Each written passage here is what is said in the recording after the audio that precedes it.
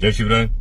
छत्रपती शिवाजी महाराजांचा पुतळा कोसळण्याची घटना ही अत्यंत दुर्दैवी आहे आणि केवळ घाईमुळे इव्हेंटबाजी करण्याच्या नादात माननीय पंतप्रधानांच्या कदाचित वेळ जुळवण्याच्या नादात निकृष्ट दर्जाचं काम झालं. छत्रपती शिवाजी महाराजांचा पुतळा म्हणजे केवळ पुतळा नसतो, तमाम शिवशंभू भक्तांच्या भावना त्याच्याशी जोडलेल्या असतात.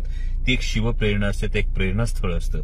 आणि ज्या छत्रपती शिवाजी महाराजांनी उभा केलेला किल्ले सिंधुदुर्ग 350 वर्षांनंतर समुद्राच्या लाटा खाऊनही अजूनही त्याच दिमाखात शिवस्वराज्याची याद देत उभा आहे, त्याच सिंधुदुर्ग जिल्ह्यामध्ये छत्रपती शिवाजी महाराजांच्या पुतळ्याच्या बाबतीत इतकी अक्षम्य हेळसांड करण्यात यावी हेच खरोखर चीड आणणार आहे.